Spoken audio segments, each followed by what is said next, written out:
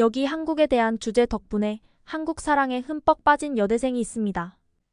무엇을 경험했길래 한국어까지 배우는 열정을 가지게 된 건지 사연을 통하여 자세히 알아보겠습니다. 그 전에 잠깐 1초 만에 누를 수 있는 좋아요 버튼을 꾹 눌러주시면 영상 제작에 큰 힘이 됩니다. 그럼 바로 사연 시작하겠습니다. 안녕하세요. 저는 하버드대학교 한국학연구소에 연구 지원을 하고 있는 에이미입니다.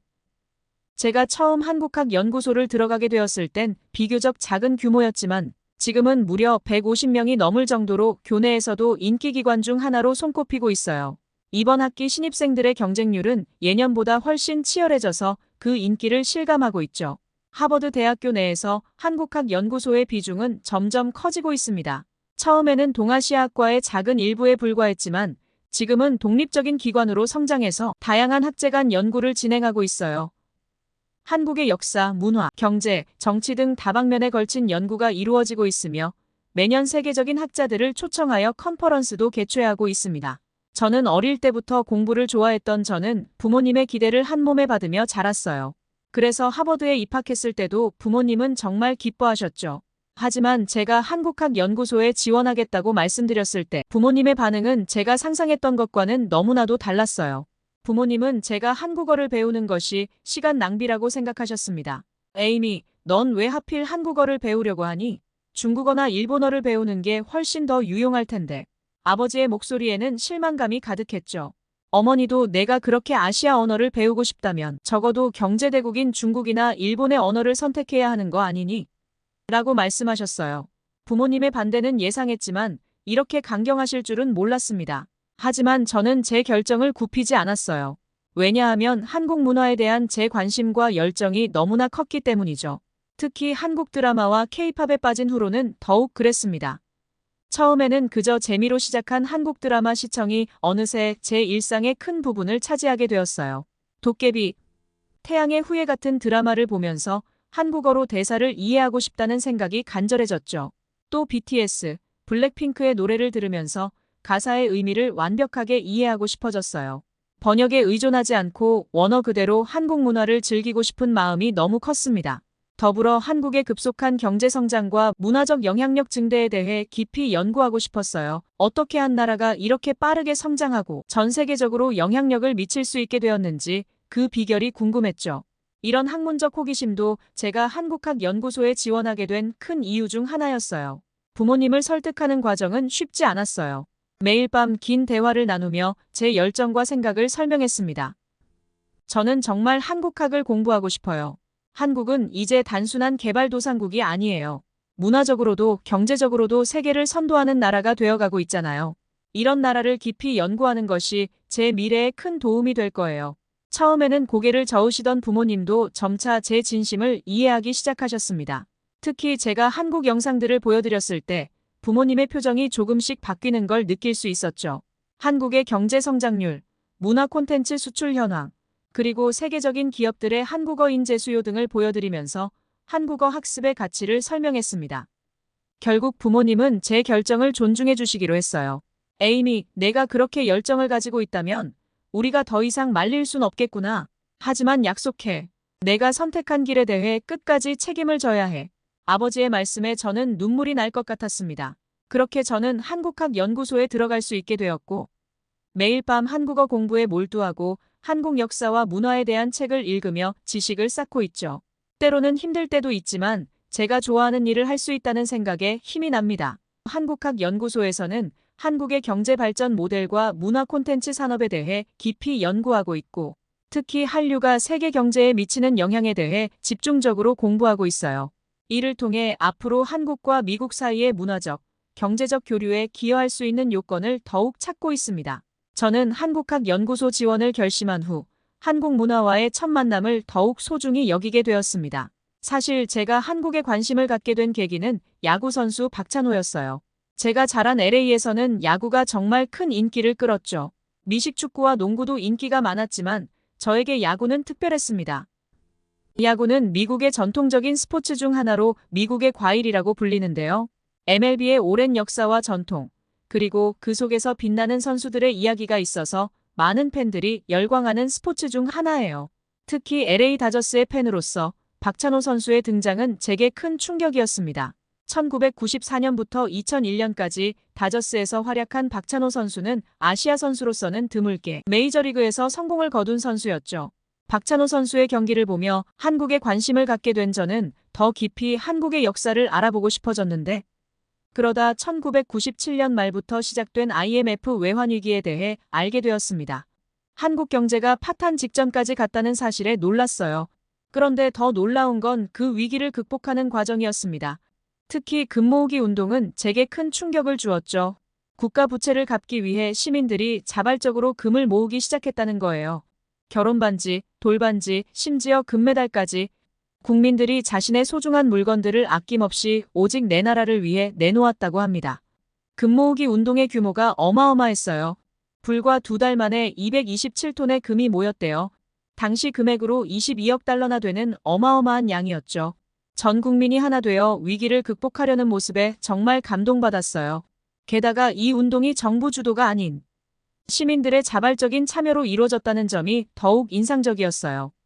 미국이었으면 상상도 못할 일인데 말이죠. 누가 시키지 않았는데도 오직 나라를 살리겠다는 일념으로 전 국민이 동참했다니 정말 대단하지 않나요? 이런 국민들의 노력 속에서 박찬호 선수의 활약은 더욱 빛났어요. 어려운 시기에 그의 메이저리그 경기는 한국인들에게 큰 희망이 되었다고 해요. TV로 그의 경기를 지켜보며 국민들이 함께 기뻐하고 응원하는 모습을 상상하니 가슴이 뭉클해졌어요. 박세리 선수의 우승도 큰 힘이 되었대요. 1998년 US 여자 오픈에서 우승할 때 맨발로 연못에 들어가 샷을 날리는 그녀의 모습은 한국의 의지를 보여주는 상징이 되었다고 합니다. 이렇게 국민들의 헌신과 스포츠 스타들의 활약이 어우러져서 IMF 위기를 극복할 수 있었다는 이야기를 봤을 때 어려운 시기에도 포기하지 않고 함께 힘을 모아 위기를 이겨낸 한국인들의 모습에 저는 깊은 감동을 받았어요. 이런 이야기들을 알게 되면서 한국이라는 나라가 더욱 특별하게 느껴졌습니다. 그러다 우연히 K-팝도 접하게 되어 마음 한켠에 한국 사랑이 더욱 커져갔어요. BTS와 블랙핑크의 음악을 처음 들었을 때 저는 그들의 퍼포먼스와 음악성에 완전히 빠져버렸습니다. 특히 BTS의 사회적 메시지를 담은 가사와 블랙핑크의 강렬한 퍼포먼스는 제 마음을 사로잡았어요. 하지만 제가 좋아하는 K-팝 그룹은 이 둘뿐만이 아니었습니다. 스트레이키즈의 독특한 음악 색깔과 NCT의 혁신적인 그룹 운영 방식도 멋졌어요. 이들의 음악을 들으며 저는 한국어로 노래를 따라 부르고 싶다는 강한 욕구를 느꼈습니다. K-팝에 빠진 후 자연스럽게 한국 드라마와 영화에도 관심을 갖게 되었어요. 넷플릭스와 디즈니 같은 OTT 플랫폼이 한국 콘텐츠를 적극적으로 소개하면서 저는 더 많은 작품을 접할 수 있었죠. 오징어 게임이나 킹덤 같은 드라마를 보면서 저는 한국 콘텐츠의 독창성과 완성도에 깊은 인상을 받았습니다. 특히 기생충이 아카데미상을 수상했을 때 저는 정말 감격스러웠어요. 한국 영화가 세계적으로 인정받는 모습을 보며 저는 한국 문화에 대해 더 깊이 알고 싶다는 욕구를 느꼈습니다. 이런 경험들이 쌓이면서 저는 한국어를 배우기로 결심했어요. 처음에는 독학으로 한글 기초부터 시작했죠. 가나다라를 쓰고 읽는 연습을 하면서 저는 한글의 과학성과 아름다움에 빠져들었고 유창하게 말하고 싶다는 생각이 들었어요. 놀랍게도 제가 한국어를 배우기 시작할 즈음 미국에서도 한국어 학습 열풍이 불기 시작했어요. 몇몇 대학에서는 한국어 강좌가 개설되고 온라인 학습 플랫폼에서도 한국어 강좌가 인기를 끌었죠. 이런 현상을 보며 저는 제가 시대의 흐름을 잘 따라가고 있다는 생각에 뿌듯했습니다. 한국어를 배우면 배울수록 한국 문화에 대한 제 애정은 더욱 깊어졌어요. 드라마나 영화를 볼 때 자막 없이도 대사를 어느 정도 이해할 수 있게 되었죠. K-팝 노래의 가사를 이해하면서 노래를 부를 때는 정말 가슴이 벅찼습니다. 이제 저는 한국을 직접 방문하고 싶다는 열망을 갖기 시작했어요. 책과 미디어를 통해 접한 한국의 모습을 실제로 경험하고 싶다는 꿈이 생겼죠. 한국 문화에 대한 열정이 더욱 깊어지면서 저는 드디어 한국을 직접 방문할 기회를 얻게 되었습니다. 우리 학과 교수님께서 국제 한국학 컨퍼런스 참석을 제안해 주셨을 때 저는 너무나 기뻐 눈물이 날 것 같았어요. 에이미, 내가 한국학에 관심이 많다는 걸 알고 있어. 이번 컨퍼런스에 참석해 보는 게 어떨까? 실제로 한국을 경험해 볼 수 있는 좋은 기회가 될 거야. 교수님의 말씀에 저는 망설임 없이 동의했어요. 드디어 로건 국제공항에서 출발해 인천국제공항에 도착했을 때 저는 눈을 의심할 수밖에 없었습니다. 인천공항에 도착했을 때 제일 먼저 눈에 들어온 것은 깨끗하고 정돈된 공항 내부였어요. 미국의 많은 공항들이 혼잡하고 소란스러운 분위기인 것과는 완전히 달랐죠. 모든 것이 체계적으로 움직이는 것 같았고 직원들의 친절한 안내가 인상적이었어요. 출입국 심사를 기다리고 있었는데 앞에 있던 외국인 관광객이 언어 장벽 때문에 어려움을 겪고 있었어요. 그러자 공항 직원이 직접 나서서 친절하게 설명해주고 손짓으로도 길을 안내해주더군요. 그 모습을 보면서 한국의 따뜻한 환대와 섬세한 배려가 정말 잘 드러난다고 느꼈습니다. 그렇게 우리는 공항 밖으로 나왔고 이동하기 위하여 택시 승강장으로 발걸음을 옮겼습니다. 특히 밝은 미소로 공항에서 택시를 타려고 할 때 저는 문득 과거 중국 여행 때의 불쾌한 경험이 떠올랐어요. 당시 중국에서는 택시 기사들이 집요하게 승차를 강요했고 결국 탔던 택시는 빙빙 돌아 목적지에 도착해 원래보다 3배나 많은 요금을 요구했었죠. 그래서 이번에도 조금 긴장했었는데 한국의 택시 기사님들은 전혀 달랐어요. 강요하지 않고 친절하게 웰컴 투 코리어라고 말씀해 주시는 모습에 놀랐습니다. 심지어 무거운 캐리어도 직접 트렁크에 넣어주시더라고요. 간단한 영어로 소통도 가능해서 너무 좋았습니다. 이런 첫인상만으로도 한국에 대한 기대가 더욱 커졌어요. 우리 일행은 먼저 인사동으로 향했습니다. 인사동은 제가 한국 드라마에서 자주 봤던 곳이어서 정말 가보고 싶었거든요. 실제로 보니 더욱 아름답고 한국의 예술을 느꼈습니다. 전통과 현대가 조화롭게 공존하는 모습이 너무나 인상적이었어요. 한글로 쓰인 간판들, 전통 한옥, 그리고 현대적인 카페들이 어우러진 모습을 보며 제 마음은 설렘으로 가득 찼어요. 거리를 걷다 보니 호떡 가게를 발견했습니다. 달콤한 냄새에 이끌려 한 입 베어 물었는데 그 맛이 어찌나 좋던지 바삭한 외피와 달콤한 내용물의 조화가 환상적이었어요. 미국의 길거리 음식과는 비교도 할 수 없을 정도로 맛있었죠. 특히 인상 깊었던 건 거리의 청결함이었어요. 미국이나 중국의 번화가와 달리 쓰레기 하나 없이 깨끗한 거리를 보며 한국인들의 시민의식에 감탄했습니다. 이런 작은 부분에서도 한국의 문화적 특성이 드러나는 것 같아 더욱 흥미로웠어요. 인사동을 거닐며 저는 한국 문화의 깊이와 다양성을 직접 체험할 수 있었습니다. 전통 공예품 가게에서는 한국의 오랜 역사와 예술성을, 현대적인 갤러리에서는 한국 현대 미술의 창의성을 엿볼 수 있었죠. 이런 경험들이 쌓이면서 제가 한국학을 공부하기로 한 결정이 정말 옳았다는 확신이 들었어요. 인사동에서의 즐거운 시간을 보내고 나니 문득 고등학교 시절 함께 공부했던 한국인 유학생 호진이 생각났어요. 호진은 키도 크고 덩치도 컸지만 얼굴은 작아서 균형 잡힌 몸매를 가졌었죠. 당시 인기 많았던 호진은 지나갈 때마다 좋은 향기가 났고 항상 깔끔한 복장으로 다녔어요. 땀 냄새 나고 옷차림이 단정치 못한 미국인 친구들과는 확연히 달랐죠. 그때의 설렘은 지금도 잊을 수가 없어요. 한국 남자들이 자기 관리를 잘한다고 들었지만 미국 남자들과 이렇게 한눈에 비교될 줄은 몰랐거든요. 저 혼자 짝사랑하던 호진과는 대학 입학 직전에 만났던 터라 서로의 감정을 확인할 겨를도 없이 헤어져야 했어요. 호진은 꽤 오래 유학 생활을 했지만 부모님이 다시 한국으로 발령받는 바람에 한국으로 돌아간다고 했고 저는 그를 포기할 수밖에 없었죠. 그렇게 우리는 서로의 마음을 확인하지 못한 채 각자의 삶으로 돌아갔어요. 그 후 한국으로 간 호진과 몇 번 연락을 주고받다가 자연스레 소원해졌죠. 이참에 호진에게 연락해볼까 하고 망설였어요. 사실 받아주길 바라는 마음과 받지 않길 바라는 마음이 교차했지만 용기를 내어 전화를 걸었는데 놀랍게도 호진은 흔쾌히 시간을 내주겠다고 했어요. 여의도에 있다며 그쪽으로 와줄 수 있냐고 물었고 저는 기쁜 마음으로 승낙했어요.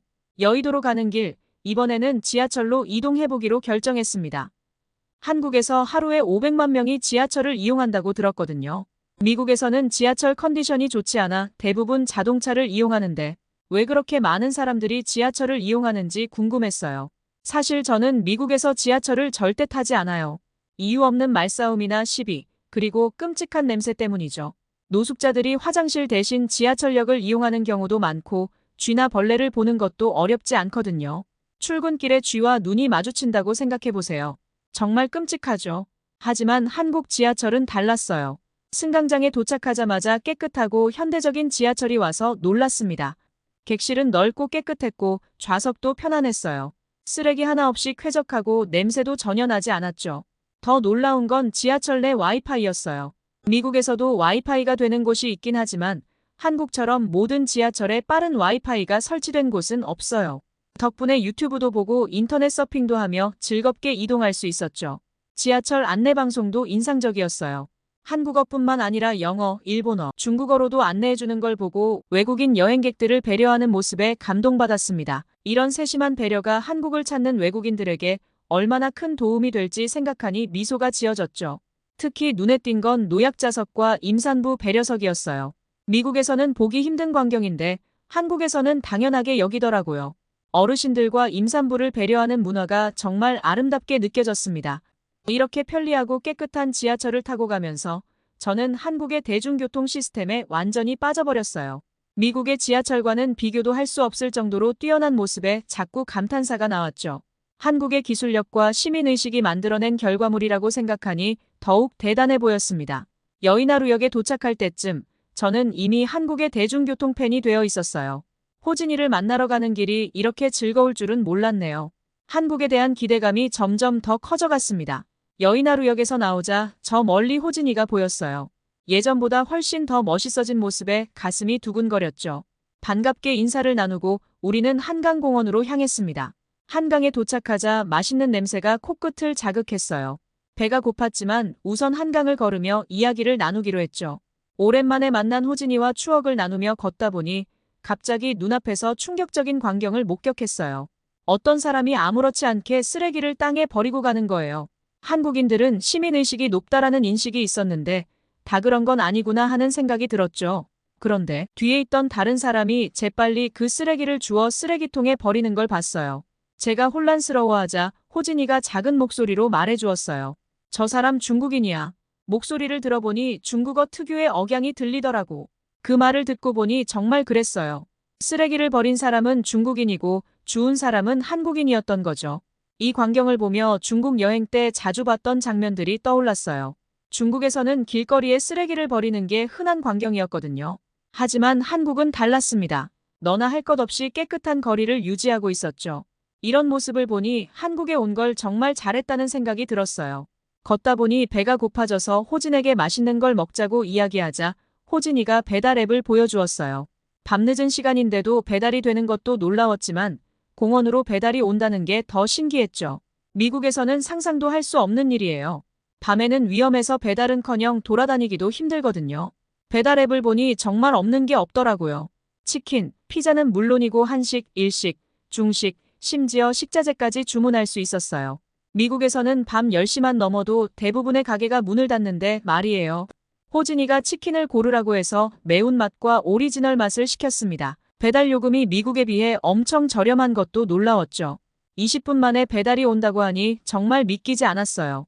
미국은 빨리 와봤자 1시간이고 많게는 2시간도 걸리는 경우가 있거든요. 이런 한국의 편리함과 신속함에 또 한 번 감탄하였습니다. 치킨을 기다리는 동안 호진이가 잠깐 배달존에 다녀오자고 했어요. 저는 짐을 어떻게 하냐고 물었는데 호진이의 대답에 더 놀랐죠. 여기 그냥 두고 가도 돼. 아무도 안 가져가. 정말 그랬어요. 다른 곳을 보니 돗자리 위에 가방과 모든 물건이 그대로 있더라고요. 미국 같으면 상상도 할 수 없는 일이에요. 한국의 치안이 좋다는 말을 들었는데 실감이 정말 났습니다. 우리는 그렇게 치킨을 먹으면서 별에서 온 그대라는 드라마 이야기가 나왔어요. 주인공이 치맥을 즐겨 먹는 장면을 봤을 때 먹고 싶다는 생각을 했기에 치킨의 바삭함과 매콤달콤한 맛, 거기에 시원한 맥주까지 더해지니 정말 천국이 따로 없었어요. 이렇게 호진이와 시간을 보내며 한국 문화를 더 깊이 이해하게 되었습니다. 발달된 배달 문화, 높은 시민의식, 안전한 치안까지. 한국의 모든 것이 저를 놀라게 했죠. 미국에서는 경험할 수 없는 이런 문화들이 정말 인상 깊었어요. 특히 치안이 좋다는 말은 들었지만 이 정도일 줄은 몰랐습니다. 이런 경험들이 쌓이면서 한국에 대한 저의 애정은 더욱 깊어졌어요. 맛있는 치킨을 먹고 난 후 늦은 밤이 되어 지하철을 타고 숙소로 돌아가고 싶다고 말했어요. 그러자 호진이가 한국의 지하철은 24시간 운행되지 않는다고 알려주었죠. 처음엔 놀랐지만 그 이유를 듣고 나니 더욱 감탄했어요. 청결함과 안전성을 유지하기 위해 밤에는 정비를 해야 해서 그래. 호진이의 설명을 들으며 저는 미국 지하철과 비교하지 않을 수 없었어요. 미국의 24시간 운행 지하철은 오히려 많은 문제를 낳고 있거든요. 고장도 자주 나고 노숙자들이 늘어나면서 일반 시민들의 이용률이 줄어들고 있죠. 한국의 방식이 얼마나 효율적인지 새삼 깨달았어요. 밤새 정비를 하니 깨끗하고 안전한 지하철을 유지할 수 있는 거죠. 이런 시스템이 미국에도 있다면 얼마나 좋을까 하는 생각이 들었어요. 결국 우리는 택시를 타고 숙소로 향했습니다. 호진이가 숙소 앞까지 데려다주는 친절에 마음이 따뜻해졌죠. 작별 인사를 나누면서 이번 만남이 단순한 재회를 넘어 새로운 시작이 될 수 있겠다는 설렘이 가슴속에 피어올랐어요. 그렇게 우리는 다음 날부터 국제 한국학 컨퍼런스가 시작되었습니다.